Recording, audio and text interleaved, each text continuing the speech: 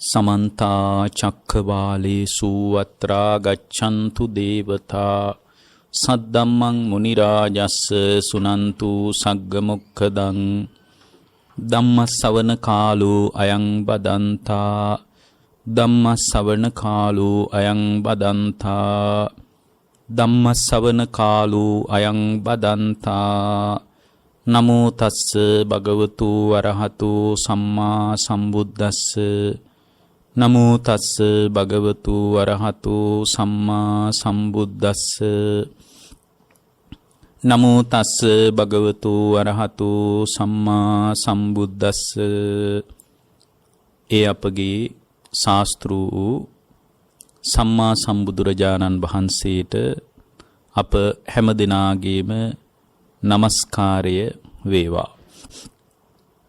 පින්වත්නි, බුදුරජාණන් වහන්සේ වදාළ ධර්මය හේතුඵල දහමක්. හේතුන් නිසා හටගත් ඵල ධර්ම පිළිබඳ කේන්ද්‍රගත පැහැදිලි කිරීමක්. හේතුඵල දහම ඔස්සේ විමසනකොට තමයි ලෝකේ අපි හිතාගෙන හිටපු වටිනාකම සත්‍ය වශයෙන්ම නොපවතින බව අපට තේරෙන්න පටන් ගන්නෙ. වටිනාකමක් තියනවායි කියලා හිතාගෙන හිටියට ලෝකේ සත්‍ය වශයෙන් මේ බඳු වටිනාකමක් නැති බව ධර්මයේ ඔස්සේ අපට තේරෙන්න පටන් ගන්න යන්නේ එතකොටයි. ඇත්තටම මලක විකාශනයේ දිහා පොඩ්ඩක් හිතලා බලන්න. මලක් ගන්න, සුවඳවත් මලක් ගන්න. එතකොට ඒ සුවඳවත් මලක්, සුවඳවත් පුෂ්පයක්, වර්ණවත් පුෂ්පයක්. අපි හිතමුකෝ අර දහස්පිතිය මලක් කියලා. එතකොට මේ මල හැදුනහම මලේ සුවඳක් තියනව නේද? තියෙනවා. මලේ වර්ණයකුත් තියෙනව නේද? තියෙනවා. සුවඳකුත් තියෙනවා, පැහැයකුත් තියෙනවා. සුවඳවත් මලක්. එතකොට මේ මල ඇත්තටම පැහැපත් උනේ, සුවඳවත් උනේ අතීතයේ මලකින්ද? නෑ. අතීතයේ මලකින් සුවඳවත් කළෙත් නෑ. එතකොට අතීත මලකින් සුවඳ වර්ණේ මේ මලට ආවෙත් නෑ. ගියෙත් නෑ. මේ මලින් කොහෙටවත් ගියෙත් නෑ. මල් පෙති සකස් වුණාම, රේණු සකස් වුණාම ඒ මලට සුවඳක් ඇති වෙනවා. මේ මම කියන හැඟීමත්, මගේ කියන මම කියන හැඟීමත් හරියට මලේ සුවඳ වගේ. වේදනාව කියන ධර්මතාවය නිසා, ස්පර්ශේ නිසා, ආයතන නිසා, නාම රූප නිසා මම කියන ස්වභාවය සකස් වුණා. සත්‍ය වශයෙන්ම ඒක සකස් වීමක්. ඒකයි කිව්වේ මම කියන හැඟීමත් හරියට මලේ සුවඳ වගේ. ඒතකොට අතීත මලකින් සුවඳවත් කළා නෙමෙයි. අර මලේ රේණු හැදෙනකොට, පෙති හැදෙනකොට මලේ සුවඳ සකස් වුණා. අතීත මලකින් සුවඳ ආවෙත් නැහැ. මේ මලින් තව මලකට සුවඳ යන්නෙත් නැහැ. එතකොට මෙන්න මේ විදියට වේදනාව, ස්පර්ශය, ආයතන, නාම රූප ධර්මයන්ගේ සකස් වීමක් පදනම් කරගෙන මම කියන හැඟීම සකස් වෙනවා. එතකොට ඒ වගේ පින්වත්නි, ගහ හැදුණු නිසා ගහේ මල් හැදෙනවා. එතකොට මේ ගහ හැදුනේ කොහොමද? අර දහස්පෙතියා මලේ පෙර ඇටේ නිසා. පෙර මලක තිබුණු ඇටේ නිසා තමයි දහස්පෙතියා මල් ගහක් හැදුනේ. ගහක් හැදෙන එක කිසි ප්‍රශ්නයක් නැහැ. ගහක් හැදෙන එක ප්‍රශ්නයක් නැහැ. හැබැයි ගස් හැදුනොත් ගස්වල මල් හැදෙනවා. මල් හැදෙනවා. එතකොට විපාක ස්කන්ධයන් ටික නිසා ඇති වූ තත්වයට තමයි මම කියන ස්වභාවය අපි භාවිතා කරන්නේ. එතකොට විපාක ස්කන්ධයන් ටික නිසා ඇති වූ තත්වය මම කියන ස්වභාවය. එතකොට විඥාන නාම රූප ආදී මේ හේතුඵල ධමෙන් සකස් වීමක් තියෙන්නේ. හරියට ගහ හැදුනොත් ගහේ මල් හැදෙනවා වගේ. පින්වත්නි, කර්මයේ හැදුනොත් විපාක ස්කන්ධයන් ටික නැවත නැවත හදනවා. ඒ වගේ මේ පටිච්ච සමුප්පන්නව ඇති වෙන ක්‍රියාවලියක් තියෙන්නේ. මේ පටිච්ච සමුප්පන්නව ඇති වෙන ක්‍රියාවලිය ඊටාම හොඳින් තේරුම් ගත්තොත් පින්වත්නි, ඔබට පුළුවන් මේ අපි දුන්න අනවශ්‍ය වටිනාකම බැහැර කරලා, අපි දුන්න අනවශ්‍ය වටිනාකමක් තියෙනවනේ, ඒ වටිනාකම බැහැර කරලා යථාර්ථවාදී ශ්‍රාවකෙක් හැටියට ලෝකය අත්දැකලා එයාට පුළුවන් ලෝකයෙන් නික්මෙන්න. එබඳු නික්මීම පිණිසයි අපි මේ ධර්මය ක්‍රමානුකූලව භාවිතා කළ යුත්තේ. එතකොට ඒ ක්‍රමානුකූලව අපි මේ ධර්මයේ භාවිතා කළ යුත්තේ මේ යථාර්ථය අවබෝධ කර ගැනීම පිණිසමයි. බුද්ධ දේශනාවක් තියෙනවා පඨමක්ඛම සූත්‍රය කියලා. ඒක තියෙන අංගුත්තර නිකායේ. අංගුත්තර නිකායේ චතුක්ක නිපාතයට තමයි මේ දේශනාව අයිති. ඒ චතුක්ක නිපාතයේ තියෙන මේ දේශනාව තුල පැහැදිලි වන ධර්ම කාරණා කීපය අපට ඊටාම වැදගත් නිසා අද මේ දේශනාවට අපි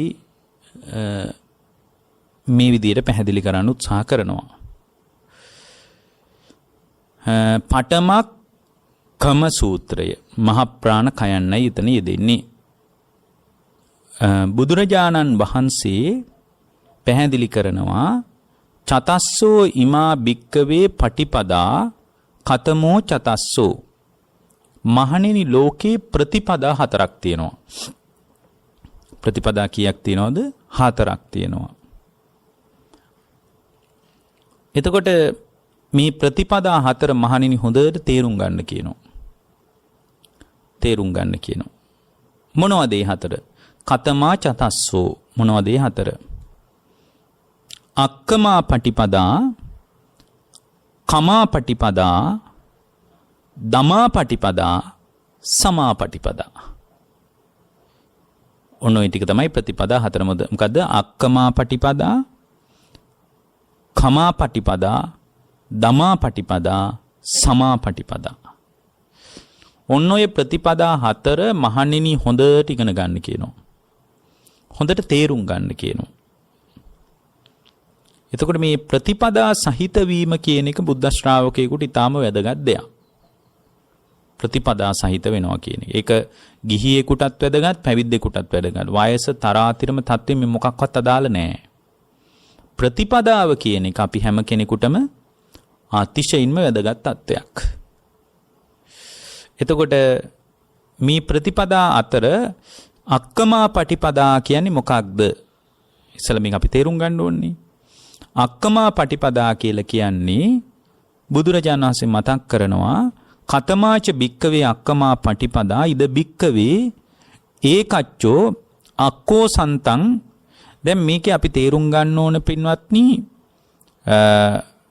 මේ ප්‍රතිපදා 4 කියන්නේ මොකක්ද කියලා ඉස්සෙල්ලාම. දැන් අක්කමා පටිපදා කියන එකේ තේරුම මොකක්ද? අක්කමා පටිපදා කියලා කියන්නේ නොයවසන ප්‍රතිපදාව කියන එක. අක්කමා පටිපදා. ඊළඟට කමා පටිපදා කියලා කියන්නේ පින්වත්නි ඉවසන ප්‍රතිපදාව. අක්කමා කියලා කියන්නේ නොඉවසන ප්‍රතිපදාව. කමා කියලා කියන්නේ ඉවසන ප්‍රතිපදාව. ඊළඟට කියනවා දමාපටිපදා. දමාපටිපදා කියලා කියන්නේ සංසිඳුණු ප්‍රතිපදාව. සමාපටිපදා කියලා කියන්නේ සම ප්‍රතිපදාව. එතකොට මේකේ තේරුම මොකද්ද? නොඉවසන ප්‍රතිපදාව, ඉවසන ප්‍රතිපදාව, සංසිඳුණු ප්‍රතිපදාව, සම ප්‍රතිපදාව. මෙන්න මේ ප්‍රතිපදා හතර හොඳට දැනගන්න කියනවා බුද්ධ ශ්‍රාවකෙක් නම්. මොකද අපේ වැඩපිළිවෙල ප්‍රතිපදා සහිත ශ්‍රාවකෙක්ගේ නියෝජනයක්. ඒ නිසා මේක හොඳට දැනගන්න ඕන. කතමාච භික්කවේ අක්කමා පටිපදා. පින්වත් මහණෙනි, මොකක්ද මේ අක්කමා පටිපදා කියලා කියන්නේ? මොකක්ද මේ අක්කමා පටිපදා කියලා කියන්නේ? අක්කමා පටිපදා කියලා පින්වත්නි මෙතන පැහැදිලි කරන්නේ බුදුරජාණන් වහන්සේ මතක් කරනවා, පින්වත් මහණෙනි ඉද භික්කවේ ඒකච්චෝ අක්කෝසන්නං පච්චක්කෝසති සෝසන්තං පටිරෝසති කණ්ඩන්තං පටිබණ්ඩති අයං උච්චති භික්කවේ අක්කමා පටිපදා. මහණෙනි මේ ලෝකයේ ඇතැම් පුද්ගලයෝ එයාගේ මනෝභාවය තුල අක්‍රෝසයේ සමග පැටලෙනවා. ඒ කියන්නේ පටිඝ සම්පයුක්ත ක්‍රියාකාරකම් සමගම පැටලෙනවා. ඒ කියන්නේ පටිඝ සම්පයුක්තව ක්‍රියා කරන කෙනාට ඒ විදිහටම ප්‍රතිචාර දක්වන්න යනවා. කෝලහාලයට කෝලහාලයෙන්ම උත්තර හොයනවා.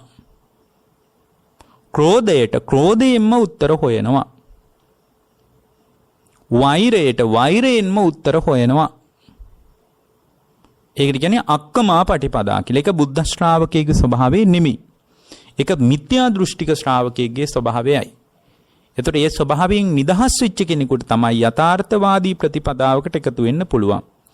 ඒ කියන්නේ මේ ලෝකයට ප්‍රතිචාර දක්වනවා ක්ෂණිකව ඒ ස්වභාවයෙන්. දැන් ලෝකේ කොහොමවත් ධර්මයක් නැහෙනි. සමහර විට අපි ඇසුරු කරන අපේ gedara වුණත් ධර්මී අපිට නැති වෙන්න පුළුවන්. සැබෑ කල්යාණ මිත්‍රයෙක් gedara හොයාගන්න නැති වෙන්න පුළුවන්. එතකොට gedara ඉන්න අයගේ ප්‍රතිචාර දැක්වීම සහ ධර්මී ඉන්න කෙනාගේ ප්‍රතිචාර දැක්වීම දෙවිදියක්, එකම විදියක් නෙමෙයි. ඒ නිසා බුදුරජාණන් වහන්සේ අපට පැහැදිලි කරනවා අක්‍රෝෂ කරන්නාට ආපහු අක්‍රෝෂ කරනවා නම්, ක්‍රෝධ කරන්නාට ආපහු ක්‍රෝධයෙන්ම ප්‍රතිචාර දක්වනවා නම්, කොලහල කරන්නාට කොලහලයෙන්ම ප්‍රතිචාර දක්වනවා නම් ඒකට කියන්නේ මොකද්ද? අක්ෂමා පටිපදා, අක්කම පටිපදා කියලා ඒකට කියන්නේ. එතකොට ඒ බඳු ස්වභාවයේ යුතු ශ්‍රාවකයා ඒ ස්වභාවයෙන් අයින් වීම පිණිස යා දියුණු කළ යුත්තේ කුමක්ද? එතකොට එයා තේරුම් ගන්න ඕන තමා තුළ අභ්‍යන්තරික ආත්ම දමනයකට එයා එකතු වෙන්න ඕන. එයා සීල සංවරයෙන් සංවර විය යුතුයි. ඒ වගේම සති සංවරයෙන් සංවර යුතුයි. ඒ මොහොතේ සිහිය නුවණ පවත්විය යුතුයි. කාන්ති සංවරයෙන් සංවර විය යුතුයි. ඉවසීමෙන් ඥාන සංවරයෙන් සංවර විය යුතුයි. සීල සංවරයෙන් සංවර විය යුතුයි. එහෙනම් මේ පුද්ගලයා තුළ යම් ආකාරයකට අක්ෂමා පටිපදාවක් තියෙනවනේ. අද බහුතරයක් පිරිසක ඒක තියෙනවා. ගිහි පැවිදි දෙපාර්ශ්වයේ මේක තියෙනවා.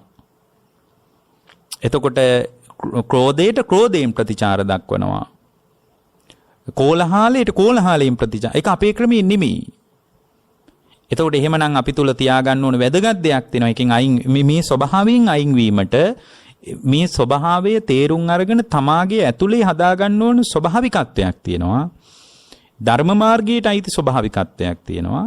මිත්‍යා දෘෂ්ටියට අයිති ස්වභාවිකත්වය මේක වෙන්න පුළුවන්.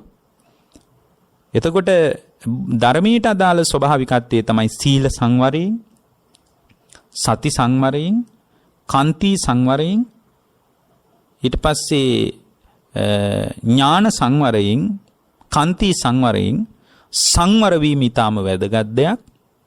ඒත් එක්කම යා ළඟ තියෙන්න ඕන වැදගත්ම දෙයක් තමයි කායගත සතිය. අන්න ඔය කාරණා දෙක තියෙන්න ඕන. කායගත සතිය. කායගත සතිය තිබ්බොත් එයා ක්‍රෝධයට ක්‍රෝධයෙන් ප්‍රතිචාර දක්වන්නේ. දැන් මේ කාලේ අපිට පේනෝනේ. අවම සදාචාරයවත් මිනිසුන්ගේ නෑ කියලා පාරට බැස්සාම. ඒ කියන්නේ අවම සදාචාරයවත් නැති එකෙන් පේනවා ඒගොල්ලෝ ධර්මීය දියුණු කරපු අය නෙමෙයි. අවම සදාචාරයවත් නෑ. දාර්ශනික කතා, ආර්ථික දියුණුව ගැන කතා අවම සදාචාරයවත් නෑ. එහෙමනම් අපිට ඊටාම වැදගත් දෙයක් පේන්න තියෙනවා. ඊටාම අර්ථ සහිත දෙයක් අපිට දැනගන්න පුළුවන්. මොකක්ද? කායගත සතිය තිබ්බොත් ඒ කායගත සතිය මතුවෙච්ච ශ්‍රාවකයා තුළ අක්කෝ සන්තං පච්චක්කෝ සති කියන ස්වභාවය මතුවෙන්නේ. රෝසන්තං පටිරෝසති බණ්ඩන්තං පටිබණ්ඩති. ඒ කියන්නේ ක්‍රෝධයට ක්‍රෝධයෙන්, කෝලහලයට කෝලහලයෙන් ප්‍රතිචාර දැක්වීමක් නැහැ. ඒක එම් ප්‍රතිචාර දක්වනවා නම් ඒ ප්‍රතිචාර දැක්වීමෙන් පේන්නේ එයා තුළ සීල සංවරය, සති සංවරය, කාන්ති සංවරය, ඥාන සංවරය ආදී සංවරය නැහැ කියන එකත් කායගත සතිය නැහැ. ඒ දෙක නැත්තම් ධර්මී ප්‍රතිඵල රහිතයි. අවබෝධය කරා යන එයා කොච්චර සිල් ගත්තත්, කොයිතරම් පන්තල හිටියත්, හාඳුරුවොත් එක කොච්චර කිට්ටුවෙන් ඇසුරු කළත් එයා අවබෝධය කරා යන්නේ නැහැ. ඒතර කායගත සතිය තියෙන කෙනා, දැන් කායගත සතිය තියෙන කෙනා සාරිපුත්ත සීහනාද සූත්‍රයේ තියෙනවා. යා හරියට ඉන්නේ කොහොමද? ගංගානම් ගඟ වගේ. ඒතර ගංගානම් ගඟ ළඟට කවුරු හරි මිනිහෙක් ඇවිල්ලා හුලුවත්තක් අරගෙන කියනවා, මෙන්න බලන්න මම මේ ගඟ ගිනි තියනවා, මේ ගඟේ වතුර රත් කරනවා කියලා හුලුවත්තක් අරගෙන ඇවිල්ලා කියනවා. රත් කරන්න පුළුවන්ද? බෑ. අන්න ඒ වගේ කායගත සතිය තුල දමනීය වෙච්ච ශ්‍රාවකයා තුල ක්‍රෝධය හදන්න බෑ. උදැල්ලක් අරගෙන ඇවිල්ලා කියනවා මහ පොළොවට ගහලා මම මේ පොළොව නොපොළොවක් කරනවා, අනිත් පැත්ත හරවනවා කියලා කරන්න බෑ. ඒතකොට මේ කායගත සතිය තමයි මහ පොළොව වැනි චින්තනයක් හදලා දෙන්නේ. මහ පොළොව වැනි චින්තනයක් හදලා දෙන්නේ. එතකොට දැන් මහ පොළොවට ගොඩක් දේවල් මිනිස්සු දානවද නැද්ද? දානවා. සෙම්ම, සොටු, මල, මූත්‍රා, දහඩිය, කඳුළු නොයෙක් දේවල් දානවා. ඒ වුණ මහ පොළොව තුල කම්පනයක් නෑ වගේ බුදුරජාණන් වහන්සේ මතක් කළේ මහ පොළොව වැනි චින්තනයක් හදාගන්න. ජලයට මොනවද මිනිස්සු දාන්නේ නැත්තේ? මල පහ, මූත්‍රා, දහඩිය, කඳුළු නොයෙක් දේවල් ජලයේ හොදාරිනවා. නමුත් ජලයේ කම්පනයක් නැහැ. දූවිලි පියන රෙදි කෑල්ලක් වගේ. සාරිපුත්ත හාමුදුරුවෝ කියනෝනේ මං කායගත සතියින් ඉන්නේ අනිහිමයි කියනවා. මං දිනු කරන කායගත සතිය ඒ බඳු තත්වයක්. අද මම මෙහෙම සරල දේශනාවක් කරන්නේ මේ සිංහාලෝවාද සූත්‍රයේ ආදී සූත්‍ර දේශනාවන් ඇසුලෙන් දේශනාවක් කරන්න කියලායි තියෙන්නේ. නමුත් මේක ඊටාම වැදගත් දෙයක් ධර්මයේ දියුණු කරගෙන යන කෙනෙකුට පවා. මොකද සමහර අය ධර්මයේ දියුණු කරනවා කියලා ධර්මයේ දියුණු කරගෙන භාවනා කරගෙන යනවා. ඒකට පොඩි දෙයක් ඇති යාලව උස්සන්න. ලොකු හේතු ඕන නැහැ. ඒ කියන්නේ ඒගොල්ලන්ට තියෙන්නේ මොකක්ද? ඒගොල්ලන්ට තියෙන්නේ අක්කම පටිපදාවක්. අක්කම පටිපදාව තුල, අක්ෂම පටිපදාව තුල අවබෝධය දුරයි. අවබෝධය කරා යන්න බෑ. අවබෝධය කරා Tamanගේ චින්තනය හසුරුවා ගන්න පුළුවන් කමක් නැහැ. සාරිපුත්තයන් වහන්සේ මතක් කරනවා මම හරියට ඉන්නේ සැඬොල් දරුවෙක් වගේ. මං කායගත සතියෙන් එහෙම ඉන්නේ. මට එහෙම හිස් අභිමානයක් නැහැ කියනවා. සැඬොල් දරුවෙක් ජරා ජීර්ණ වෙච්ච අසුචි බාල්දියක් අරගෙන එයා පාරට බහින්නේ කාටවත් මාව අහුවෙන්න එපා කියලා හිතාගෙනයි. වරදක් කළාට නෙමෙයි. කවුරු හරි කෙනෙක් ධනවත් බලවත් කුලවත් මිනිස්සෙක් පාරට නම් එන්න එපා. මම මේ අසුචි බාල්දිය අරගෙන පාරෙන් එහා පැත්තට යනකම් කවුරුත් මට මුණ ගැහෙන්න එපා කියලා අසුචි බාල්දියක් අරගෙන චණ්ඩාල කුලයට අයිත් දරුවේ පුංචි සරං කොටයක් ඇඳගෙන පාරට බහිනවා වගේ මම මේ කායගත සතියෙන් පාරට බහින්නේ හරියට අන්නේ වගේ. මම ප්‍රිය ස්වාමීනි මම පාරට බහින්නේ පුදුමාකාර එළඹ සිටි සිහියකින්. එළඹ සිටි සිහියකින්. කය පිළිබඳ එළඹ සිටි සිහියකින්. හරියට මම පාරට බහින්නේ අන් කැඩිච්ච ගොනෙක් වගේ. අභිමානයකින් නෙමෙයි. අන් කැඩිච්ච ගොනෙකුට මොකද්ද අභිමානය? අභිමානයක් නැහැ. මොකද්ද පරිස්සමක් නැහැ. අන්න එහෙම කායගත සතිය තිබුණාට පස්සේ බුදුරජාණන් වහන්සේ මතක් කරන්නේ ක්‍රෝධය කරන්නාට ක්‍රෝධේ මතුවෙන්නේ නැහැ. කෝලහල කරන්නාට කෝලහලින් උත්තර දෙන්න හිතෙන්නේ නැහැ. ඒ වගේම අක්‍රෝෂ කරන්නාට ආක්‍රෝෂයෙන් උත්තර දෙන්න හිතෙන්නේ නැහැ. බැන්නොත් මමත් බනිනවා, ගැහුවොත් මමත් ගහනවා, කැපුවොත් කෙටුවොත් මමත් කපනවා කොටනවා කියලා එහෙම ඒකින්ම ප්‍රතිචාර දක්වන්නේ නැහැ. එතකොට එහෙම නිවීම පිණිස මොකද්ද තියෙන්න ඕන? සංවරය කියන එක තියෙන්න ඕන. ඒත් එක්ක මෙයාට තියෙන්න ඕන මොකද්ද? කායගත සතිය. කායගත සතිය තියෙන්න ඕන. එතකොට ඒ අක්කම ප්‍රතිපදාවෙන් අයින් වෙන්නේ නැතුව අවබෝධය කරා යන්න බෑ. ඊළඟට දෙවෙනි එක තමයි පින්වත්නි කමාපටිපදාව. කමාපටිපදාව කියන්නේ ඉවසන ප්‍රතිපදාව. ඒක තියෙන්න ඕන. අර මිත්‍යා දෘෂ්ටික ශ්‍රාවක භාවයෙන් අයින් වෙලා ඒ පුද්ගලයා ඉවසන ප්‍රතිපදාව සමග එකතු වෙන්න ඕන. මොකක්ද පින්වත්නි මේ ලෝකයේ ඉවසන ප්‍රතිපදාව කියලා කියන්නේ? බුදුරජාණන් වහන්සේ මෙතනදී අපට ඊටාම මනවින් පැහැදිලි කරනවා ඉවසන ප්‍රතිපදාව යනු කුමක්ද? ඒ තමයි පින්වත්නි ද බික්කවේ ඒකච්චෝ අක්කෝසනන්තං න පච්චක්කෝසනං රෝසන්තං න පටිරෝසති පණ්ඩන්තං න පටිබණ්ඩති. ඒ කියන්නේ අන්න ඒක තමයි බුද්ධ ශ්‍රාවකයෙක්ගේ පිළිවෙත. මොකක්ද? ආක්‍රෝෂ කරන්නාට ආක්‍රෝෂ කරන්නේ නැද්ද? ක්‍රෝධ කරන්නාට ක්‍රෝධ කරන්නේ නැද්ද? කෝලහල කරන්නාට කෝලහල කරන්නේ නැද්ද? ඒක තමයි ක්ෂමා ප්‍රතිපදා කියලා කියන්නේ. ඒක කමාපටිපදා කියලා පාලියෙන් කිව්වේ ඒකයි. ක්ෂමා ප්‍රතිපදා.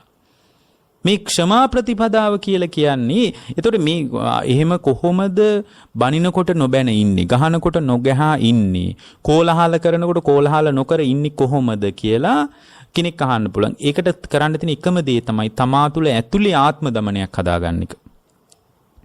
Tamanගේ චිත්තාභ්‍යන්තරය තුළ ගැඹුරු ආත්ම දමනයක් හදාගන්න එක. ඒක තමයි එකම ක්‍රමය. ඒ ආත්ම දමනයක් නැති වුණොත් එහෙම අවබෝධය කරා යන්න බෑ. ඒ ගැඹුරු ආත්ම දමනයක් එක්ක එකතු වෙන එක. එතකොට ගැඹුරු ආත්ම දමනයක් හදා ගන්නවා කියන්නේ කොහොමද කරන්නේ? එතකොට යාට විවිධ පැති වලින් කල්පනා කරන්න වෙනවා. එතකොට අර මුලින් කියපු සංවරයේ ක්‍රියාත්මක කළොත් සීල සංවරය තුල සීලයක් නිසා යා සංවර වුණොත් මම සීලයක් රකින්න නිසා මම ප්‍රාණඝාතය නොකළ යුතුයි. බොරු නොකිය යුතුයි. ඒ විදිහට සීලයෙන් සංවර වුණොත් සති සංවරයෙන් ඒ මොහොතේ සතිය යොදනවා. සති සම්පජඤ්ඤය යොදලා බලනවා. ඒ මොහොතේ ඥාන සංවරයෙන් බලනවා, ඥාණයෙන් බලනවා. මේ බඳු තත්වයකටපත් වුණොත් මට මොන වගේ අයහපතක් වෙයිද? ඇයි මේ පුද්ගලයා තුළ මේ බඳු තත්වයක් ඇති වුනේ? මේ අක්‍රෝෂ කරන ගතියක් ඇයි මෙයා තුළ ඇති වුනේ? ඇයි මම බැනුම් අහන්නේ? මමත් පෙරලා අක්‍රෝෂ කළ යුතුයද? එතකොට මම බැනුම් අහන්නේ ඇයි කියලා බලනකොට එයාට පුළුවන් සංසාරයේ පිළිබඳ තමා තුළ හදාගත්ත නුවණ මෙතනදී පාවිච්චි කරන්න. බුදුරජාණන් වහන්සේ මතක් කළේ හැම දෙයක්ම හේතු සහිතව ඇති වෙනවා කියලයි. හැම දෙයක්ම හේතු රහිතව ඇති වෙනවා කියලා නෙමෙයි බුදුරජාණන් වහන්සේ වදාළේ. හැම දෙයක්ම හේතු සහිතවයි ඇති වෙන්නේ. එතකොට මේකට හේතුව සමාජ සංසාරේ මට හැදිලා ඇති. දැන් මේ බණිනි මං සංසාරේ බැනලා තියෙන නිසා වෙන්න ඇති. අන්න ඥාන සංවරය. එතකොට මේ බණිනකොට මම මොකටද බැනුම් අහන්නේ? මං ඇයි බැනුම් අහන්නේ? මම මොකටද බැනුම් අහන්නේ? මං කොච්චර සාධාරණ මිනිහෙක්ද? මං වගේ මිනිහෙක් බැනුම් අහන එක නුසුදුසුයි නේද? මං වගේ මිනිහෙකුට බණින එකත් නුසුදුසුයි නේද කියලා මම කියන එකම මනසේ හැප්පෙනකොට සත්‍ය වශයෙන් මම කියලා ගන්න මෙතන දෙයක් නැහැ. බැනුම් අහන මම ඇත්තටම මෙහි ඉන්නවද? බැනුම් අහන්නේ මමද? මොකක්ද මේකේ මම කියලා ගන්න තියෙන්නේ? මේ ශබ්දයේ අයිති රූපයට. මගේ කන ඒ ශබ්දය අහගත්ත කන අයිති රූපයට. ඒ ඔස්සේ වේදනාවක්, ශබ්ද සංඥාවක්, ශබ්දේ නිසා ඇතිවෙච්ච ශබ්ද සංචේතනාවක්,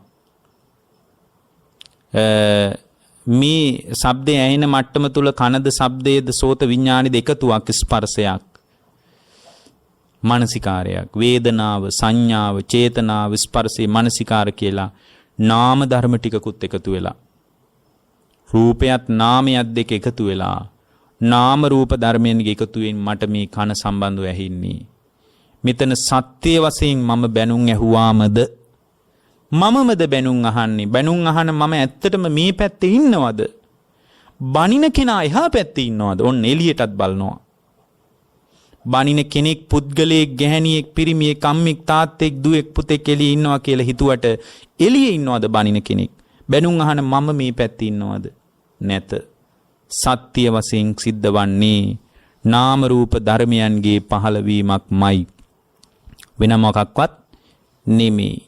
වෙන මොකක්වත් නෙමෙයි මෙන්න මේ විදියට පුද්ගලයාට දැක්මක් හදාගත්තොත් එතනම පින්වත්නි ඒ පුද්ගලයාට පුළුවන් ක්ෂමා ප්‍රතිපදාවට එකතු වෙන්න එතකොට ඒ ක්ෂමා ප්‍රතිපදාව තුල ශ්‍රාවකයා ශක්තිමත් වුණොත් එයාගේ ප්‍රතිපදාව තුලින් අවබෝධය කරා යනවා. දැන් අර අපි මතක ඇති ඔබට අපි විසුද්ධිය ගැන කියද්දිම කියනවා සම්පූර්ණයෙන්ම මාර්ගය අමාර්ගය හොයාගන්න කියලා. මාර්ගයයි අමාර්ගයයි අපි කියන හොයාගන්න කියලා. ඒකට අපි මොකද්ද කියන්නේ? මග්ගහ මග්ග ඥාන දර්ශන විසුද්ධිය. මාර්ගය මෙයයි අමාර්ගය මෙයයි කියලා හොයාගන්නවා. එතකොට දැන් අද නම් මාර්ගය අමාර්ගය හොයාගන්න බෑ. දැන් අපි මෙතනදී දැනගන්න ඕන අක්කමා පටිපදාව කියන්නේ මාර්ගය නෙමෙයි. කමා පටිපදාව කියන එකයි මාර්ගය. එතකොට මාර්ගය අමාර්ගය හොයාගන්න බැරි වුණාට පස්සේ තමන්ගේ අභ්‍යන්තරේ නිකන් ඇවිලෙන්න පටන් ගන්නවා. එතකොට තමන්ගේ අභ්‍යන්තරයේ ඇවිලෙනකොට ඒ ඇවිලිච්ච හිතක මග්ගහ මග්ග ඥාන දර්ශන විසුද්ධිය උපදින්නේ නැහැ. තමා තුළ පාරිශුද්ධිය ඇති කර ගන්නවා නම් මාර්ගය අමාර්ගය හොයාගන්න තමා තුළ තීක්ෂණ බුද්ධියක් යාට තියෙන්න ඕන. නැත්තම් එතනින් එහාට පටිපදා ඥාන දර්ශන විසුද්ධිය උපදින්නේ නැහැ. එතකොට මේ පටිපද මාර්ගය හොයාගත්තට පස්සේ යාටම පුළුවන් තමාව විමසා බලන්න. මොකක්ද? එයා දැන් කමා පටිපදාවේ ස්වභාවය තමයි ඉද බික්කවේ ඒකච්චෝ අක්කෝසන්තං පටික්කෝසති. ඒ කියන්නේ යාට පුළුවන් අකරෝස කරනකොට අකරෝස නොකර ඉන්න. ඇයි? ඊට පස්සේ කියනවා රෝසන්තන්න පටිරෝසති. එයාට පුළුවන් පින්වත්නි ඒ පුද්ගලයා තුල ක්‍රෝධ කරනකොට ක්‍රෝධ නොකර ඉන්න, කෝලහල කරනකොට කෝලහල නොකර ඉන්න එයාට පුළුවන්. ඒ ක්ෂමා ප්‍රතිපදාව නිසා. දැන් ඒ නිසා මෙයාගේ හිත තුල අර මාර්ගය මෙයයි කියලා මාර්ගය හොයාගත්තට පස්සේ එතනින් එයා පිරිසුදු වෙන්න පටන් ගත්තම එයා තුල පටිපදා ඥාන දර්ශනින් පිරිසුදු වෙන්න පටන් ගන්නවා. මෙතන සියලුම විදර්ශනා ඥාන අවශ්‍යයි. මෙතන මේකෙදි තමයි සියලුම විදර්ශනා ඥාන කතා කරන්නේ. ඒතර මේ ප්‍රතිපදාව කියලා දැනගත්තට පස්සේ එයා තුල නිකම්ම කමා පටිපදා ක්ෂමා ප්‍රතිපදාව තුල නිකම්ම පිහිටනවා. එතකොට එයා දැනගන්නවා මෙතන මේ සත්‍ය වශයෙන් මට බැන්නා, මට ආක්‍රෝෂ කරා, මට පරිභව කළා, මට කෝලහලයට කතා කළා, මට කෝලහල කරා කිව්වට සත්‍ය වශයෙන්ම මම මේ අත්දැකීමට එකතු වෙනකොට මට පරිභව කළා, මට දොස් කිව්වා, මට බැන්න කියලා මම හිතුවට සත්‍ය වශයෙන්ම දැන් මාර්ගය අමාර්ගය හොයාගෙන තියෙන නිසා එයාට තේරෙනවා එයා තුළ අභ්‍යන්තර පාරිශුද්ධියමයි මතුවෙන්නේ. මොකක්ද? සත්‍ය වශයෙන්ම මෙතන පැටලෙන්න කෝලහල කරන්න දෙයක් නැහැ. පැටලෙන්න කෝලහල කරන්න දෙයක් නැහැ. මොකද මෙතන ස්කන්ධ ධර්ම ටිකක්, නාම රූප ධර්ම ටිකක් ඇති වෙමින් නැති වෙමින් යනවා විතරයි. ඇති වෙමින් නැති වෙමින් යනවා විතරයි. අන්න එතකොට යා තුල නාම රූප පරිච්ඡේදක ඥානෙ ඉපදිලා, උදයබ්බ ඥානෙ ඉපදිලා, උදේවැය දකින්න ඥානෙ ඉපදිලා, බංග ඥානෙ ඉපදිලා, බයතු ප ဋ ාණ ඥානෙ ඉපදිලා, ක්‍රෝධ කරන්නාට ක්‍රෝධ කිරීමට බය විය යුතුයි. අක්‍රෝෂ කරන්නාට අක්‍රෝෂ කිරීමට බය විය යුතුයි. මොකද සංසාරේ නැවත නැවත පැනවිලා සංසාරයටම වැටෙන්න පුළුවන් කියලා දැනගෙන පින්වත්නි බයතුපට්ඨාන ඥානය ආදීනව ඥානය මේවා ආදීනව සහිත බව තේරුම් අරගෙන නිබ්බිදා ඥානය ආදී ඥානයන් උපදවාගෙන සංකාර උපේක්ෂා ඥානය අනුලෝම ගෝත්‍ර වූ මාර්ග ඥානය ඵල ඥානය පච්චවෙක්කන ඥානය කියන ඥාන දර්ශනයන් උදව් කරගෙන ඒවායේ උපකාරය හදාගෙන පින්වත්නි ඒ පුද්ගලයාට පුළුවන් අවබෝධේ කරාම හිත පිහිටව ගන්න. දැන් බලන්න අක්‍රෝෂ කිරීම තුල දැන් කමා පටිපදාව ඉපදෙනකොටම එයා තුල පාරිශුද්ධිය ඇති වෙනවා. මේ මාර්ගය කියලා දැනගන්නකොටම එයා තුල පින්වත්නි මග්ගාමග්ග ඥාන දර්ශන විසුද්ධිය උපදිනවා. ඒත් එක්කම එයාට ප්‍රතිපදාව පිළිබඳ පාරිශුද්ධියක් උපදිනවා. මේක ඊටා වැදගත් ප්‍රතිපදාවක් විදියට එයා ක්ෂමා ප්‍රතිපදාව තුල පිහිටනවා. එතකොට එයාට තේරෙනවා මම බැනුම් ඇහුවා, මට බැන්නා, මට ආක්‍රෝෂ කළා, මට කෝලහල කරා නෙමෙයි. ඒ නිසා ප්‍රතිකෝලහලයකට එයා එකතු වෙන්නේ නැහැ. ප්‍රතික්‍රෝධයකට එයා එකතු වෙන්නේ නැහැ. ප්‍රති අක්‍රෝෂයකට එයා එකතු වෙන්නේ නැහැ. එයාට මේක ඇතිවීම නැතිවීම පේනවා. ඒ වගේම මේ මම බැනුම් ඇහුවා නෙමෙයි, බනිනකොට මට බැන්නාම නෙමෙයි, බනිනකොට ඒ බනින වචන එතනම බිඳි බිඳි යනවා. එතනම පින්වත්නි ඇති වෙන වේගයට වඩා මා තුල ඒ අහගන්න වචනේ එතනම නිරුද්ධ වෙලා යනවා. ඒ නිරෝධයම දකින්නවා, බිඳෙන විදියම දකින්නවා. එහෙනම් මේ මට බැන්නා මම බැන්නනෝ මෙතන නාම රූප ධර්ම ටිකක් පහළ වෙලා ඇති වෙලා නැති වෙලා යනවා. පංචස්කන්ධ ධර්ම ටිකක් ඇති වෙලා නැති වෙලා යනවා. අනිත්‍යයි, දුකයි, අනාත්මයි, මගේ ආත්මය කියලා ගන්න දෙයක් නැහැ. මේ විදියට දකින්නකොට මේ විදියට මේවා උපාදානය කරගෙන මේවා අල්ලගෙන අක්‍රෝෂ කරන්නාට ආක්‍රෝෂ කරම, ක්‍රෝධ කරන්නාට ක්‍රෝධ කරම, කෝලහලයෙන් උත්තර දිදී හිටියොත් එහෙම මට තව දුරටත් සංසාරයේම පැමිණෙනවා.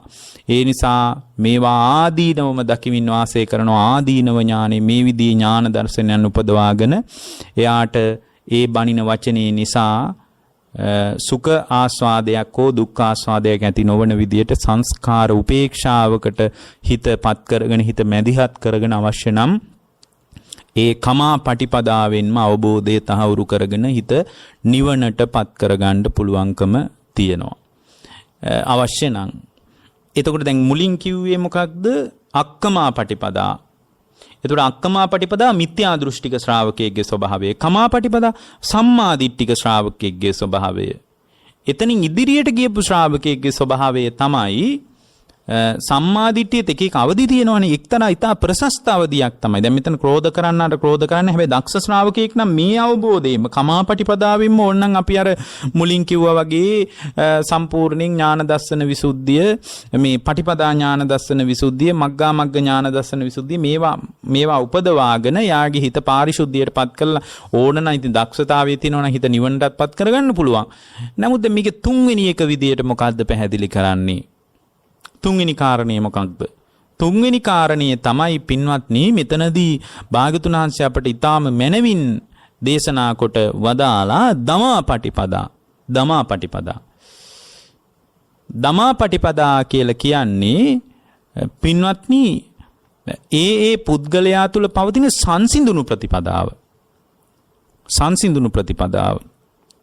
කතමාච භික්කවේ දමාපටිපදා ඉද භික්කවේ භික්ඛු චක්කුණා රූපං දිස්වාන නිමිත්තක් ගාහි හෝති නානුභ්‍යංජනක් ගාහි හෝති යත්වාදිකරණං මේතං චක්කු ඉන්ද්‍රියං අසංඋතං විහරන්තං අජ්ජා දෝමනස්සම් පාපකා අකුසලා ධම්මා අනවස්සු වෙය්‍යුං තස්ස සංවරාය පටිපජ්ජති රක්කති චක්කු ඉන්ද්‍රියං චක්කු ඉන්ද්‍රියේ සංවරං ආපජ්ජති.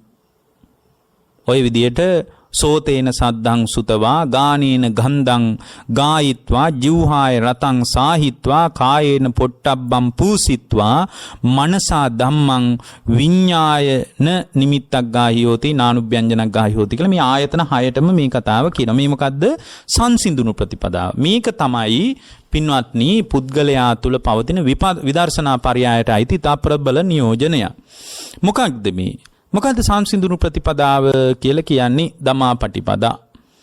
බුදුරජාණන් වහන්සේ මතක් කරන චක්කු ඉද බික්කවේ බික්කු චක්කුණා රූපං දිස්වා. ඒ තමයි පින්වත්නි ඇසින් රූපයක් බලලා චක්කුණා රූපං දිස්වා. නිමිත්තක් ගාහි හෝති නානුභ්‍යංජනක් ගාහි හෝති. රූපේ දැකලා නිමිති නොගන්නේද? නානුභ්‍යංජනක් ගාහි හෝති අනුනිමිති නොගන්නේද? ඊළඟට කියනවා නිමිත්තක් ගාහි හෝති නානුභ්‍යංජනක් ගා යත්වාදිකරණ මේතං චක්ඛුඉන්ද්‍රියං අසංඋතං විහරන්තං අජ්ජා දෝමනස්සං පාපකා කුසලා ධම්මා අනවාස්වේයුං.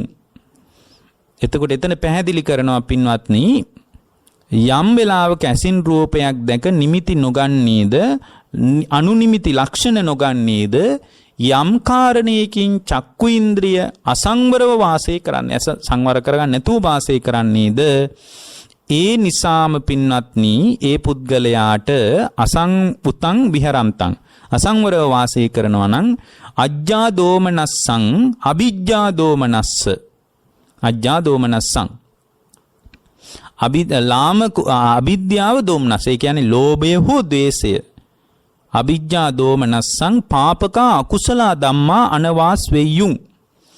පාපී ලාමක අකුසල් ධර්මයන් ඔහුව ලුහු බඳිනවා.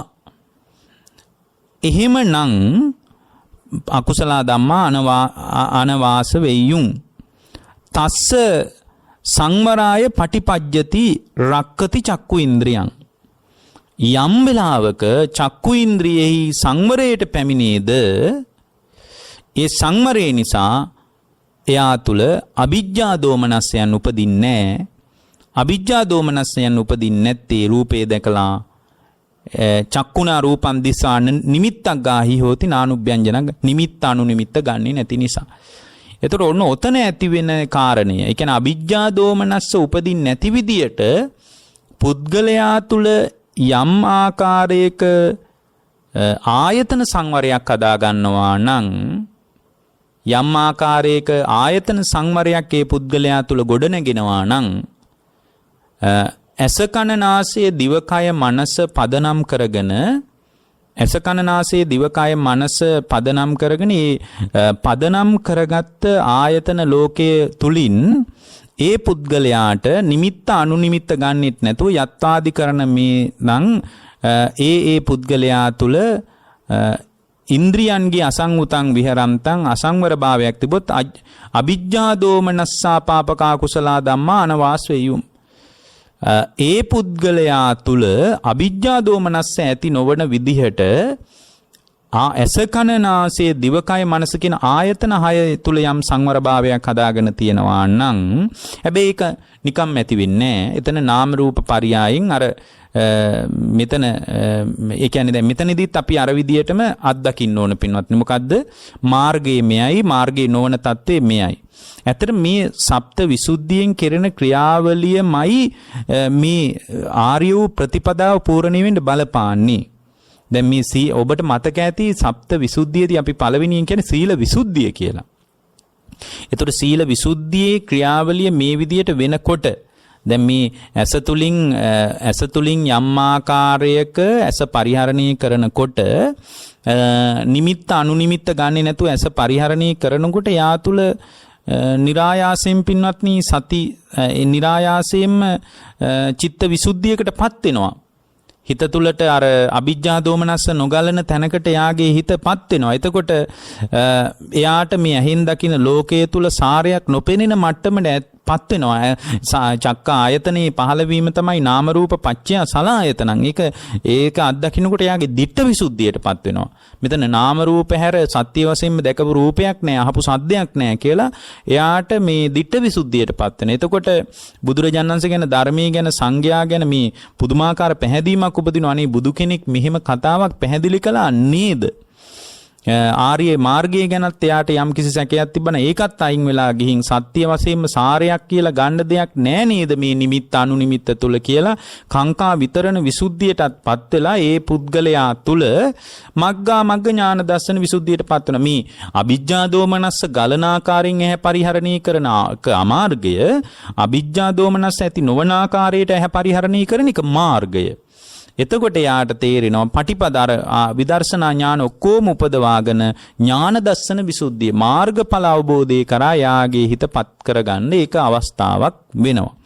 එතකොට එහෙමනම් අපට තේරෙනවා මෙතනදී අපි මේ ධමා පටිපදා කියලා කියන්නේ ඒ කියන්නේ පින්වත්නි සංසිඳුණු ප්‍රතිපදාව කියලා කියන්නේ මේ ආයතන හයේ ක්‍රියාවලිය පිළිබඳව ගැඹුරින් අවබෝධ කරගෙන ආයතනයන්ගේ පහළ වෙන ස්වභාවය අවබෝධ කරගෙන ලාමක ලෝභ දේශයන් අකුසල ධර්මයන් උපදින් නැති ආකාරයකට ආයතන තුල ඇති වෙන සංයමය පදනම් කරගෙන යම් ආකාරයක තහවුරු වීමක් ස්ථාවර වීමක් ශ්‍රාවකයෙක් තුල උපදිනවද ඒ උපදීමට ඒ තහවුරු වීමට අපි මෙතනදී කතා කරනවා සංසිඳුණු ප්‍රතිපදාව කියලා ධමා පටිපදා ධමා පටිපදා ඒ කියන්නේ පින්වත්නි සංසිඳුණු ප්‍රතිපදාව.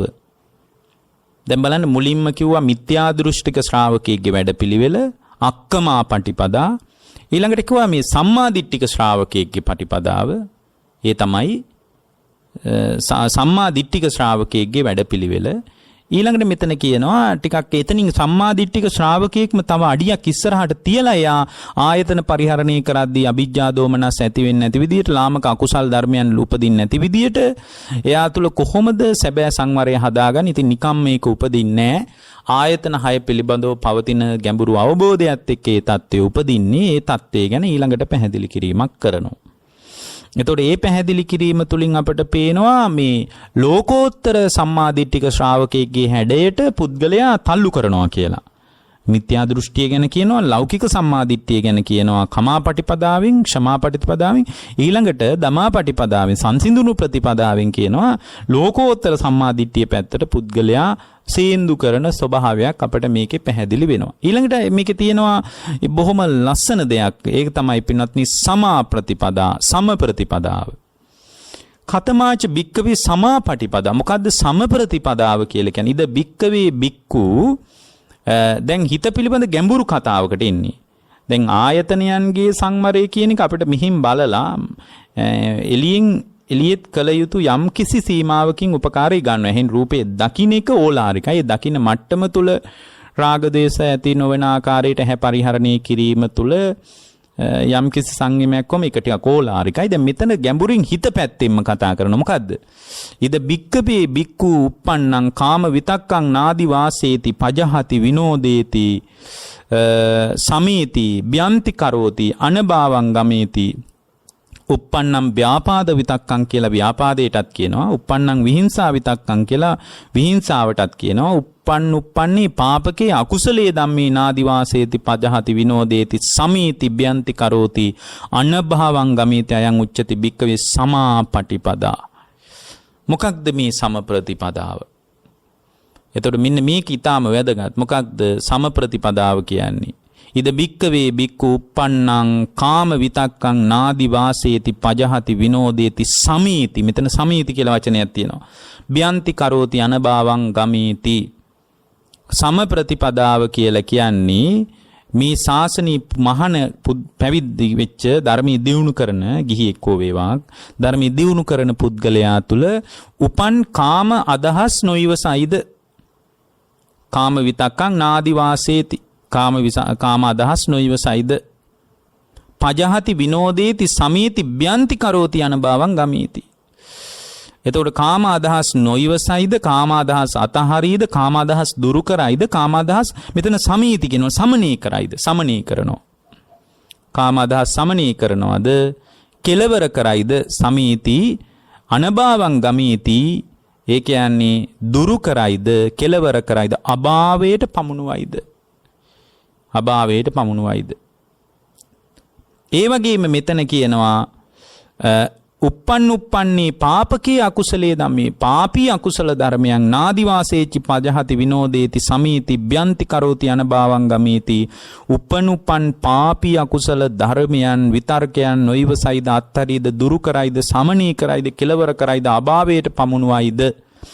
අන්න එහෙම අභාවයට පැමිණවීම පිණිස පිළිවෙත් පුරයිද ඒකට කියනවා සම ප්‍රතිපදාව කියලා. හේතුව පින්වත්නි කාම විතර්කයන් නැවත උපදින්නේ නැත්නම් ව්‍යාපාද විතර්කයන් නැවත නූපදින මට්ටමටම අභාවයට පමුණුවලා නම් කෙලවර කරලා නම් ආයි කෙලවර කරන්න දෙයක් නැහැ. කෙලවර කරලා නම් සම්පූර්ණයෙන්ම කෙලවර කරලා අභාවයටම පමුණුවලා නම් අභාවයට පැමිණවීමක් ඒ ශ්‍රාවකයා තුල තියෙනවා නම් විහිංසා විතර්කයේ උපදින්න නැත්නම් උපනුපන් පාපී අකුසල ධර්මයන් ඒ කියන්නේ රාග දේශ මෝහයන් පාපී අකුසල ධර්මයන් උපදින්නෙම නැත්නම් අභාවයටම පමුණුවලා දුරින්ම දුරු කරලා එයා ඉවසන්නෙම නැහැ. ඒ අකුසල ධර්මයන් නැවත හට ගන්නෙම නැති තරමට අභාවයට පමුණුවලා අතහැරලා සමනී කරලා කෙලවර කරලා අභාවයට පමුණුවලා තියෙන්නේ අන්න ඒ தത്വයට තුල ස්ථාවර වීමට කියනවා. ඒක ස්ථාවර කිරීමට කියනවා මොකක්ද? සම ප්‍රතිපදාව, සමාපටිපදා. එතකොට අභ්‍යන්තර චිත්තසංතානයේ තුල කාම විතර්ක, ව්‍යාපාද විතර්ක, ඒ වගේම විහිංසා විතර්ක, පාපී විතර්ක කිසිවක් ඇති නොවන මට්ටමට හිත හදාගන්න. කිසිවක්ම උපදින්නේ නැහැ. ආයතන 6 තුල සංවරයේ නිසයි ඒ தത്വෙටපත් වෙන්නේ. දැන් බලන්න මේ ප්‍රතිපදාවලින් පිළිවෙලට ඉහළට යන්නයි තියෙන්නේ. අක්කම ප්‍රතිපදාව හොඳට ඉගෙන ගන්න ඕනේ. ඇයි ඉගෙන ගන්න ඕන? අක්කම ප්‍රතිපදාව තුල ශක්තිමත් වෙන්න නෙමෙයි ඒක ඉගෙන ගන්න ඕනේ. එතකොට අක්‍රෝෂ කරන්නාට අක්‍රෝෂ කිරීම, පරිභව කරන්නාට පරිභව කිරීම, ක්‍රෝධ කරන්නාට ක්‍රෝධ කිරීම, කොලහල කරන්නාට කොලහලින් උත්තර දීම අක්ෂම ප්‍රතිපදාව. ඒක අපි හොඳට ඉගෙන ගන්න ඕනේ. ඒක අපේ ක්‍රමය නෙමෙයි. ඒක ආර්ය ශ්‍රාවකයා ක්‍රමය නෙමෙයි. ඒක මිත්‍යා දෘෂ්ටිකයාගේ වැඩපිළිවෙල. ඊට පස්සේ කමා පටිපදාව තුළ අපි ඊට පස්සේ ශක්තිමත් වෙන එක අපේ එක නෙමෙයි කියලා තේරුම් අරගෙන යාට පුළුවන් ක්ෂමා ප්‍රතිපදාවත් එක්ක එකතු වෙන්න. එතකොට යා රෝසන්තන්න පටිරෝසති බණ්ඩන්තංන පටිබණ්ඩති. එතකොට යා තුල ක්‍රෝධ කරන්නාට ක්‍රෝධයෙන් ප්‍රතිචාර දක්වන ගතියක් මතුවෙන්නේ නැහැ. කෝලහල කරන්නාට කෝලහලෙන් උත්තර දෙන ගතියක් මතුවෙන්නේ නැහැ. අන්න සම්මා දිට්ඨිය තුල දැන් යා ඉපදිලා. අර මිත්‍යා දෘෂ්ටික වැඩපිළිවෙලෙන් යා අයින් වෙලා සම්මා දිට්ඨික ශ්‍රාවක භාවය තුල යා ක්‍රමානුකූලව ශක්තිමත් වෙලා. හැබැයි දැන් මේ සම්මා දිට්ඨිය තුල විතරක් හිටීම සෑහීමකටපත් වෙන්නේ නැහැ. ඒ නිසා යාට ඊළඟ පියවර විදර්ශනා පරියායට පුද්ගලයා සේන්දු කරන தත්ත්වයේ තියෙන දමා පටිපදාද සංසිඳුණු ප්‍රතිපදාව මොකක්ද? චක්කායතන, සෝතායතන, ගානායතන, ජීවහායතන, කායායතන, මනායතන පදනම් කරගෙන ව්‍යංජන නානුව්‍යංජන ගන්නේ නැතුව යත්වාදි කරන මේතන් ඒ තැනදී පින්වත්නි සංවර භාවයටපත් වෙලා ඒ පුද්ගලයා තුල අභ්‍යන්තරයේ තුල අසංඋතං විහරන්තං අවිජ්ජා දෝමනස්ස පාපක අකුසල ධම්මා අනවාස්වේයුම් පාපී අකුසල රාග ද්වේෂයන් නූපදින මට්ටමට තමන්ගේ ආයතන දමනයක් හදාගෙන ඉතින් ඒකට ඒ දමනිය නිකම් ඇති වෙනවා නෙමෙයි මෙතන සත්‍ය වශයෙන් සිද්ධ වෙන සංසිද්ධිය නාම රූප ධර්මයන්ගේ පහළවීම කියලා බැලීම මත ස්ථාවර වෙච්ච තත්වයක්. එතකොට මේ බඳු තත්වයන් තුල ඊටාම සියුම් ආකාරයකින්වත් කාම විතර්ක, ව්‍යාපාද විතර්ක, විහිංසා විතර්ක ඒවා හිතේ ඇතිවෙන ඒවා නූපදින මට්ටමටම උපන්නේ පාපකේ අකුසලයේ ධර්මී නොඑක් පාපී අකුසල ධර්මනේ. ඒ කියන්නේ උපන් පාපී අකුසල ධර්මයන් කියන්නේ උපන් කාමච්ඡන්ද ව්‍යාපාද තීන මිද්ද උද්ධච්ච කුක්කුජ විචිකිච්ඡා ආදී නීවරණ ධර්මියත් නූපදින ඉපදිලා නැති ඒවත් උපදින් නැති මට්ටමටම අභාවයටපත් වෙලා හිත හොත්තටම සංසිඳිලා හිත ගැඹුරු උපේක්ෂාවක් මත පිහිටා තිබෙනවා. ඒකට අපි කියනවා මොකක්ද? දමා පටිපදා කියලා. ඒ කියන්නේ එතන අවබෝධයේ විදර්ශනා සම්මාදිට්ඨිය තුලත් ශක්තිමත් වෙලා නැවත විතර්කයන් හට නොගන්න මට්ටමටම හිත අභාවයට පත්ව කරපු අවස්ථාව. ඉතින් මේ අභාවයට පත් කිරීම පිණිස අපිට කරන්න තියෙන්නේ සප්ත විසුද්ධිය ක්‍රමානුකූලව පුහුණු කරගෙන යන්නටයි. ඒ බඳු පුහුණු කිරීමකට එකතු වන හැටියට ඔබට අනුශාසනා කරමින් අපි දේශනාව නිමාවටපත් කරනවා. පින්වත්නි, අද දේශනාවේ දායකත්වයෙන් කටයුතු කරනු ලබන්නේ අභාව ප්‍රාප්ත